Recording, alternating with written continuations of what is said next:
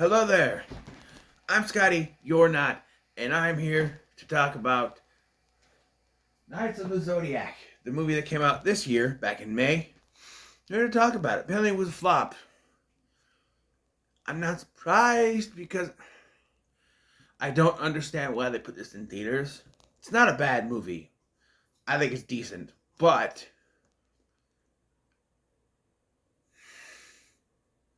I don't think American audiences are going to know what this is unless they watch the anime growing up. I watched it growing up, and even I don't know if it would be something I would go to the theaters to see. I feel like this could be a direct-to-video release. I don't understand the idea of putting it in theaters.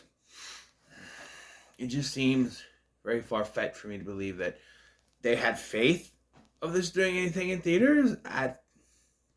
It is Sony, and Sony's track record of good decisions aren't very good. But anyway, this adaptation of the Japanese anime Saint Seiya, or as we know here in the States, Knights of the Zodiac. That's what it was released. And I didn't watch it until I think it was released in 2002 here in America.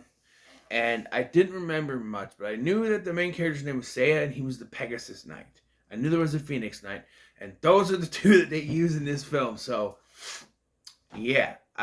Beyond that, I didn't know much anything else. I first came across this because I follow Madison Iceman on Instagram because I'm a fan of Jumanji. I started following her after I know she did that summer series that she did that was fine. That ending. It got canceled. Did I ever say that?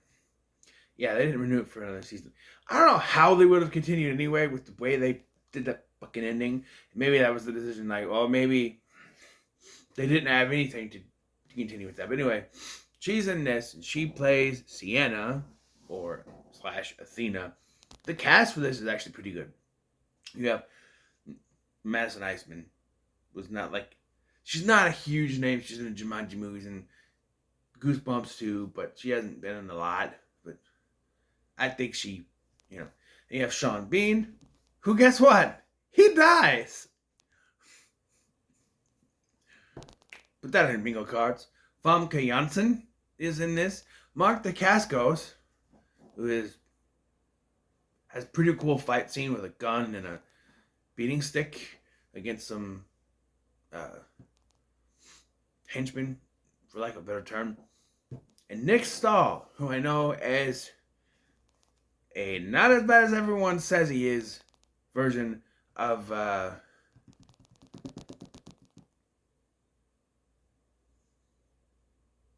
John Connor in Terminator 3. Everyone always gives him shit for that, but for how he portrays John Connor in that movie. But think about it. It makes sense that he'd be off the grid and living, on his own and kind of boozing it up and all that. It makes sense. The characterization. Although I don't know if he'd want to drug himself. Anyway, the story here is that back in the ancient times, or not ancient times, but like, I don't know how old Sienna's supposed to be, maybe 16 here, I don't know. But many years ago, a gold knight fought against bad guys, or maybe it was the goddess Athena, and the goddess Athena died, but a child was put in her place, and a gold knight saved her. I'm guessing the gold knight died in doing this, and the child was found by a couple. One of them is Sean Bean, and we find out later the other one is Famke Janssen, who is shown to us to be the villain, but she has a redemption arc and stuff. That the actual villain of this, I guess you could say, is the Phoenix Knight, but he's not really a villain. I remember he being an antagonistic force in the show, but eventually joining the Knights. Again, it's been, you're talking over 20 years since I watched the show. So I don't know. So, uh, yeah. But we have a short little thing at the beginning here with our main character Seiya. He's with his sister Patricia, and when they are practice fighting, because that's what siblings do.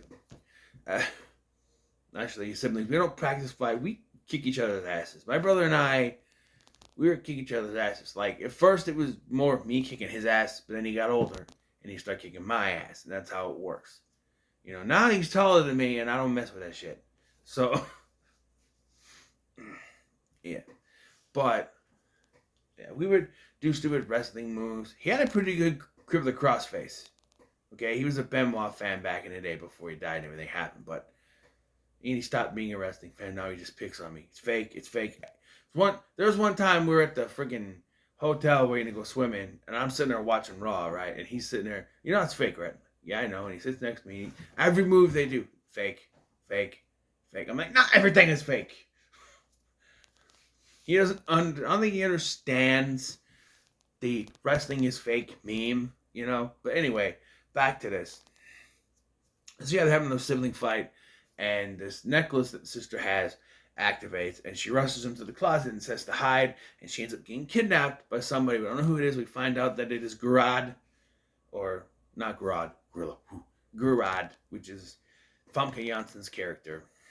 And later we find out that Sean Bean was also there. So, it's a connection. But he's been on the streets ever since then. Apparently not having to go to a foster home or orphanage. Excuse me. We meet up with him when he's older. I'm assuming he's an adult now.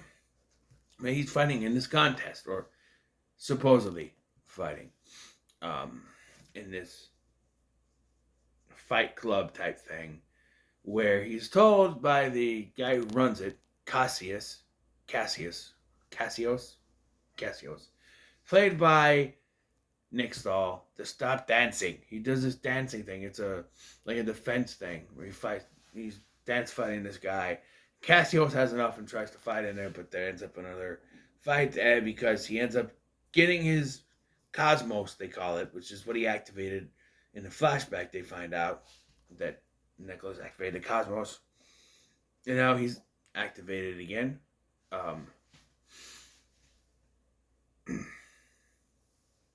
So, yeah.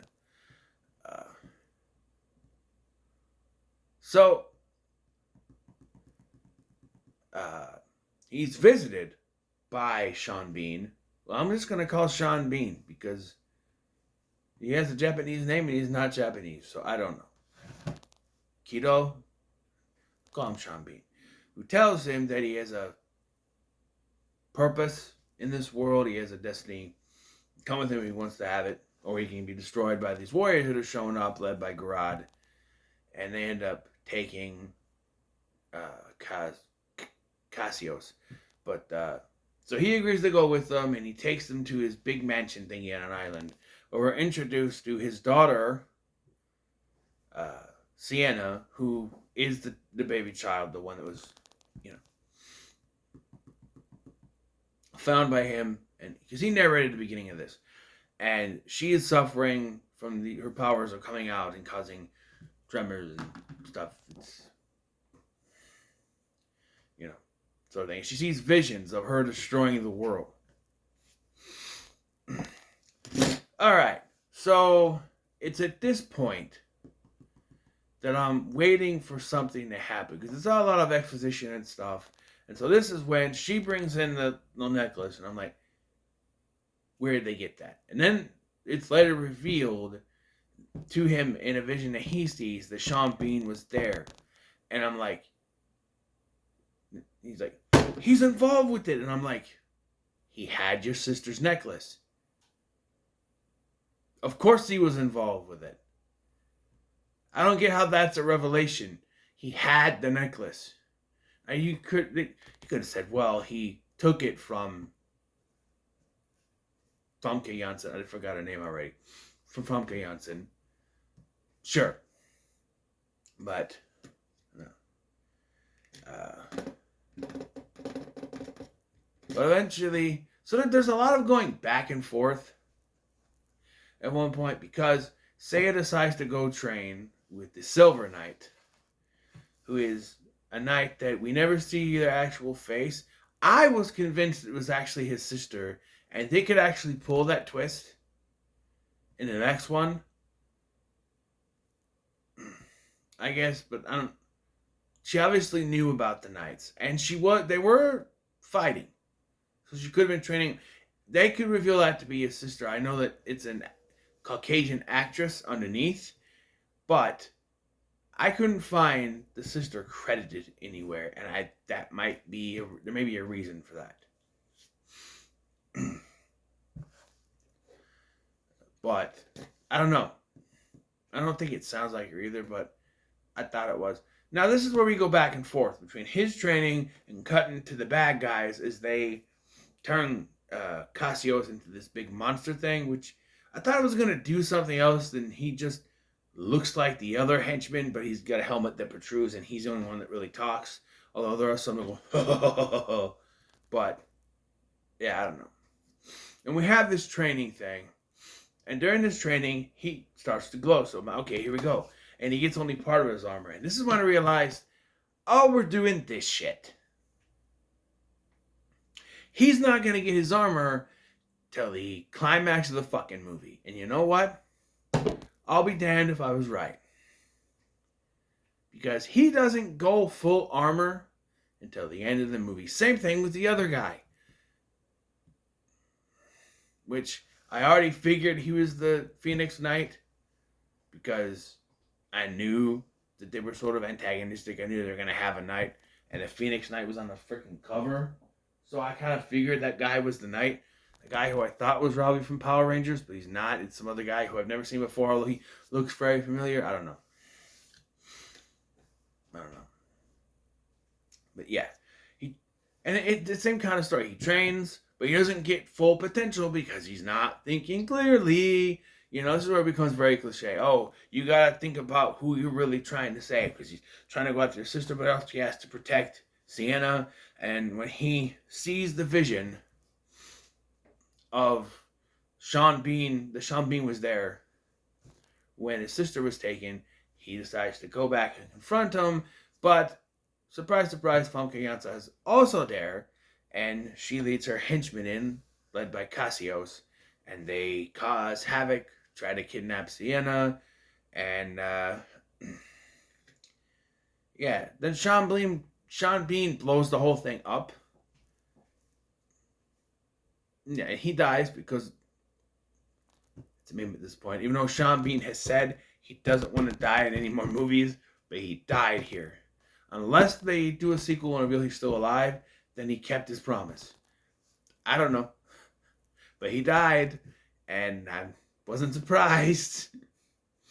Well, I was a little, because I'm like, oh, I thought he said he wasn't going to die anymore in movies, but there he is. Yeah. So they kidnap Sienna, and they leave Seiya knocked unconscious, which... Something crossed my mind. They were after him earlier so she could take his energy. Because it's revealed that when Sienna was a little girl, she blew her mom's arms off. Right? She blew Famke Janssen's arms off. Blew them up. Right? And so she's using the gold armor to suck out energy from cosmos energy from these kids. And I thought that's why they wanted Seiya. But she leaves him behind. Why didn't you take him to... No, because we gotta have him team up with Mark Dacascos and go after her for the final showdown. And during this, they're sucking the energy out because I guess they don't want to destroy the world. Well, at least she doesn't. It's revealed that, of course, she's not really evil, but it's the Phoenix Knight who's evil, or whatever his name is, Nero. He's playing that fiddle. Nero, who is evil. And I do like this. Seiya shows up. He gets his armor, right? And this is where I was like, of course, no. We have like a half hour left of this movie. Let's give him his armor now. But like, he's like, all right, I'm gonna fight you. And then he just, one punch from Seiya, and he's, one shot, he's like, falls down. It's like a Looney Tunes cartoon. So he goes in, and he goes to save her, but Nero turns into the Phoenix Knight, and they have a big battle, but they're not able to stop Sienna from turning into Athena. But, and so, like, Phoenix is wiped out at one point, and it is Seiya who goes ever closer to her with his armor kind of burning off, kind of like Logan in X3, which is ironic because Famke Janssen is right there. But anyway, and he's able to convince her to be good and take control of it, and she does.